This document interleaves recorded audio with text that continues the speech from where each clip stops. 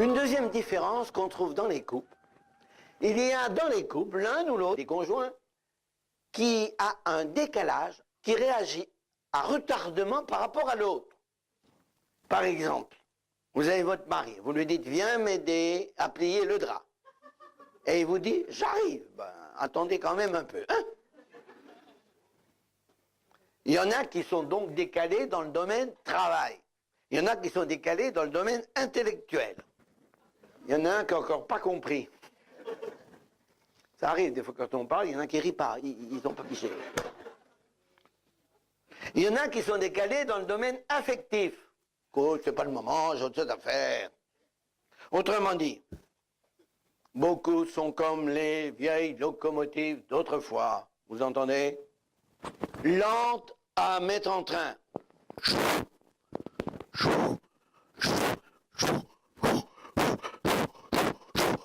Alors quand c'est lancé, par contre, la locomotive, ça y va. Hein. Très lente ensuite à revenir au calme, la locomotive.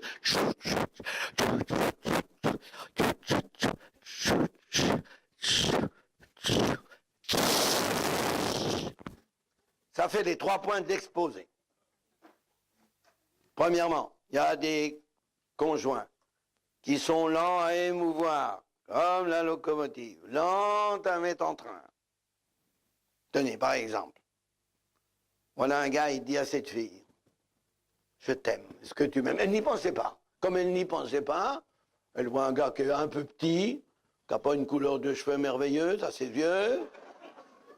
Ben, elle dit, « Non, je me vois vraiment pas avec ça. » Elle dit, « Non, non. » Puis quand même, 2 mois après, elle dit, « Il est petit, mais il a du goût, hein, ce gars-là. Et puis ce qu'il m'aime, il a du goût. »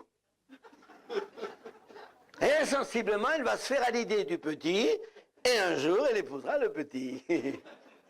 Combien de femmes dans cette salle ont épousé ou vont épouser celui dont elles avaient dit au début, surtout pas celui-là. Mais elles se sont faites à l'idée.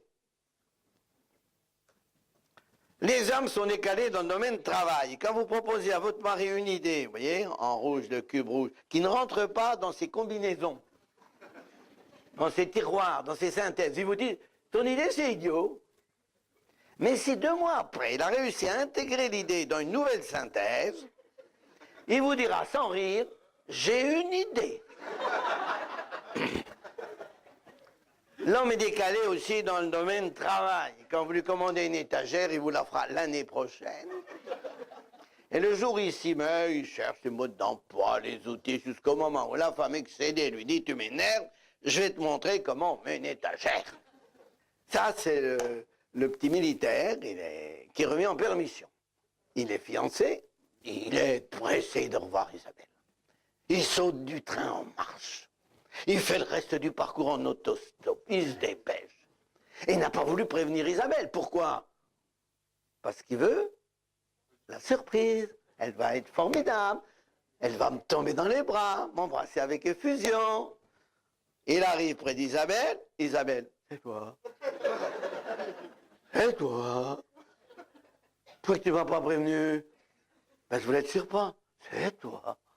Non mais c'est pas vrai. Elle ne réalise pas. Elle réalisera quand? Au moment de partir.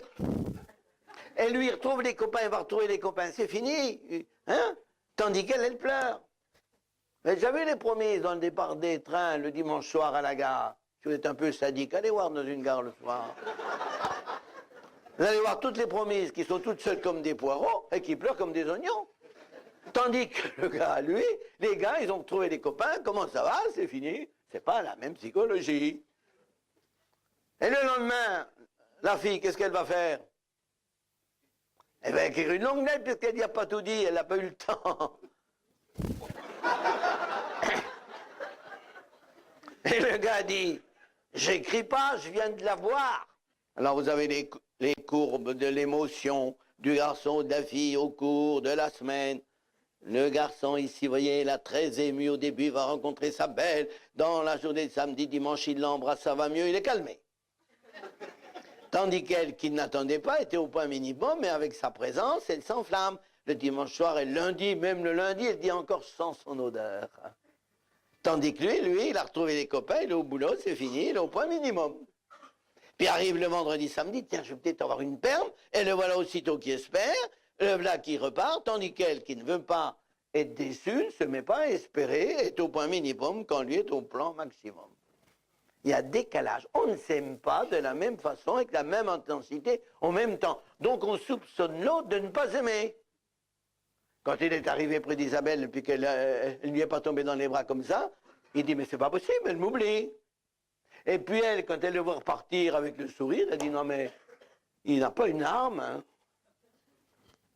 Alors vous avez également, au lieu de prendre des courbes à la semaine, on prend des courbes sur 70% des couples au cours d'une vie. Alors au lieu de mettre des jours, vous voyez, on met en haut des dates. L'homme, très amoureux dans la période fréquentation, fiançailles, mariage, lune de miel. Après la lune de miel passée, au boulot. Tandis que la femme est seulement en train de vraiment de découvrir et qui est maintenant à un point très fort, d'autant plus qu'elle a l'impression que son mari l'aime moins. C'est pas possible, on me l'a changé. C'est pas le même que j'ai commandé qu'on m'a livré.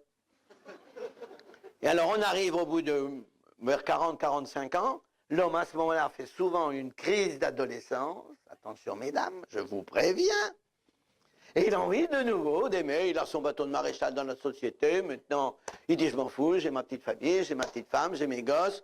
Oui mais la petite femme, elle, fatiguée de ne pas sentir toujours la même réciprocité en intensité, est devenue peut-être un peu plus mère qu'épouse, je ne dis pas qu'elle a quand même un peu chuté dans le désir, puis il lui dit non en fait t'es plus comme avant. Bon quand même, on n'est plus des jeunes, non mais ça va plus toi. Ah attention, lui il est amoureux, hein. Et il repart. Alors méfiez-vous, il repart. Il faut éviter ces courbes-là. Oui, en principe, on devrait avoir deux courbes qui montent toujours. Même si de temps en temps, il y a un petit décrochage, car rien n'est parfait. Ça, c'est la dispute du matin. Avant de partir au travail, vous avez dit à votre femme une petite phrase désagréable, dont le pointu était caché, et vous avez quitté la maison, c'est oublié. Tandis qu'elle, à 10 heures, elle dit, il m'a dit une rosserie. Et à midi, elle en est sûre. Et quand il rentre, elle a tiré la vitrine. Mais il dit, mais qu'est-ce qu'il y a? Qu'est-ce qui se passe? Qu'est-ce que tu as? Ben, tu sais bien ce que j'ai. Ah bon? Oh non, non, je sais pas du tout ce que tu as. Non, non, pas du tout. Mais c'est simple, tu comprends pas. Cherche. Ben, il dit, c'est quand même pas ce que je t'ai dit ce matin. Ah, tu vois que tu te rappelles, hein. Alors, lui dit, eh ben, t'es pas un peu rancunière. Elle n'est pas rancunière, elle est à retardement. Elle réalise à midi la dispute du matin. Donc, faut savoir attendre. On obtient tout de son conjoint si on lui donne le temps de se faire à l'idée.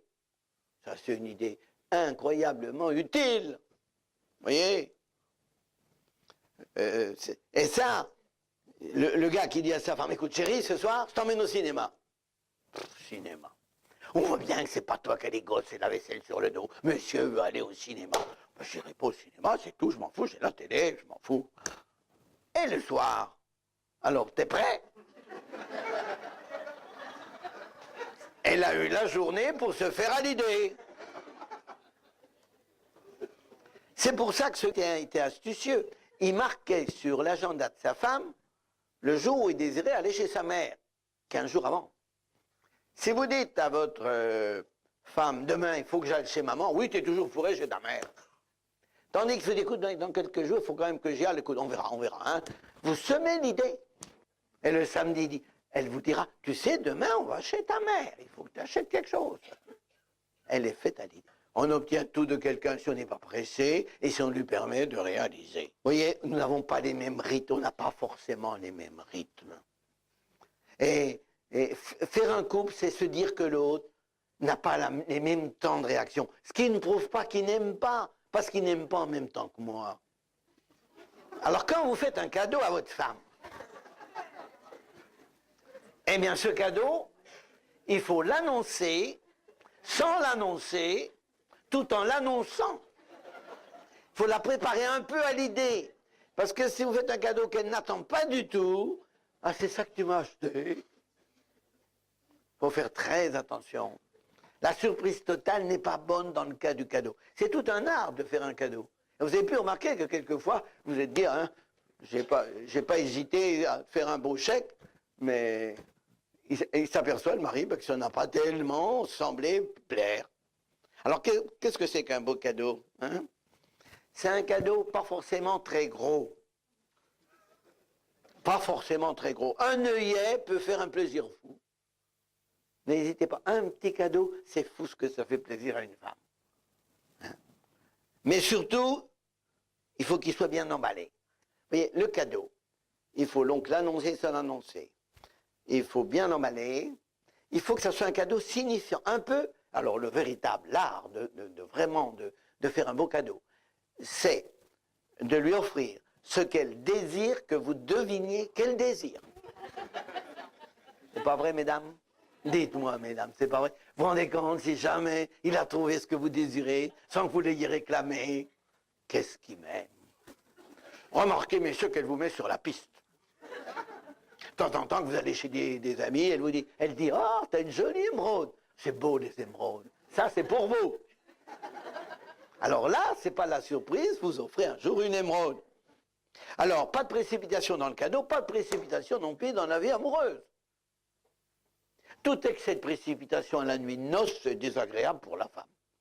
Il lui faut un certain temps quand même pour se faire à l'idée. Vous me direz qu'aujourd'hui, ils ont précédé de beaucoup. Mais quand même, la première fois, doucement. Hein. Pas de précipitation. Nous avons dit que la locomotive était lente à émouvoir, que les personnes sont lentes à se mettre en train. Mais alors quand ils sont lancés, ça va, c'est très très fort. C'est pour ça que, par exemple, une personne sentimentale qui a vu un film qui l'a vraiment troublé, elle peut y penser plusieurs jours, plusieurs nuits, plusieurs soirées. Un beau dimanche que la fiancée a passé avec son fiancé, c'est du soleil pour la semaine. Vous voyez, c'est lancé. D'ailleurs, c'est vrai aussi pour un deuil. Une femme qui perd un enfant, le jour du deuil, elle est formidable. On dit comment elle fait pour tenir, parce qu'elle ne l'a pas réalisé. Mais repassez 6 mois après, vous allez voir comment elle s'effondre. Alors que le mari, lui, effondré le jour du deuil, repart, et donc peut la soutenir au moment où elle s'effondre. On compte en général qu'une veuve, mais 6 mois pour réaliser qu'elle est veuve. Au moins 6 mois. Comme elle dit, il est absent, il va rentrer, il va partir. Mais au bout de 6 mois, là, elle est devant le mur de la mort, c'est terrible l'absent. Mais une veuve met beaucoup plus de temps pour réaliser qu'elle est vraiment veuve, maintenant pour toujours. Les hommes sont plutôt sont plutôt très lancés dans le domaine de travail. Voilà, un médecin, il est aux 10 heures du soir, il continue à faire des actes, et il oublie des fois que sa famille l'attend. Il est lancé dans le domaine de travail. De même, celui-là en train de réparer sa voiture, la femme l'écoute, il faut manger, tu viens manger. Comme il dit, j'ai fini, j'arrive. Il n'a pas fini, il a encore tout par terre, vous voyez bien. Et puis nous avons dit que la locomotive, quand elle a été lancée, met un certain temps pour s'arrêter. C'est pour ça que ça peut arriver dans un couple, par exemple, il y a la dispute du soir, en mangeant votre soupe, vous avez dit à votre femme, écoute, ma mère, il mettait toujours des lardons. Si vous ne digérez pas la soupe de votre femme, elle ne digère pas vos remarques. Et le soir, dans le lit conjugal, c'est un petit peu la lutte de pouvoir. Alors monsieur, remarquez, très vite, il s'est retourné vers les fleurs de la tapisserie, et très vite, il a dormi. Tandis qu'elle ne peut pas dormir. Elle rumine. Il m'a parlé de sa mère, il a encore bien dû aller la voir, elle l'aura remonté. Et tandis que lui, non seulement il dort, mais il ronfle. Du sommeil, du juste. Et qu'est-ce qu'elle fait, la femme? Elle essaie de le réveiller, elle tout saute. Elle se relève, elle tout saute. Mais lui, un tremblement de terre ne le réveillerait pas. Et elle dit, voilà les hommes. Ils peuvent dormir quand vous ne dormez pas. Quand même, hein, s'ils nous aimaient. C'est pour ça, messieurs, que le soir, laissez votre femme s'endormir sur une rancœur. C'est indigne d'un mari qu'a fait cette réflexion d'aujourd'hui. À partir de maintenant, messieurs, quand vous êtes disputés dans la journée, vous ne pouvez pas vous tromper. Le soir, vous avez toujours tort. Il faut qu'elle dorme. Alors le soir, le mari dit, c'est ma faute, c'est ma très grande faute. Tous les soirs. Même si c'est pas vrai. Faut qu'elle dorme. Remarquez que quand vous êtes disputé avec votre femme, vous avez réussi à raccommoder la porcelaine, n'oubliez pas que vous direz à votre femme, tu ne m'en veux plus, c'est fini. Elle va vous dire, c'est fini. Eh bien, c'est pas fini. Et ces yeux encore pendant quelques temps seront des pistolets. Alors il ne faut pas la relancer, il faut vous dire, c'est la locomotive. Quand elle dit, c'est fini, elle met les freins. Mais il y a encore un peu d'élan. Non mais c'est bon à savoir, ces petits trucs-là. Alors il ne faut pas relancer le truc, toi, tu m'en veux toujours, tu es rancunière, tu n'oublies rien. Et non, elle est plus lente à s'apaiser. Surtout, elle n'oublie pas.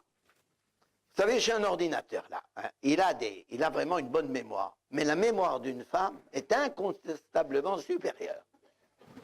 D'ailleurs, il faut qu'un virus, il s'arrête là. Tandis que la mémoire des femmes s'arrête jamais.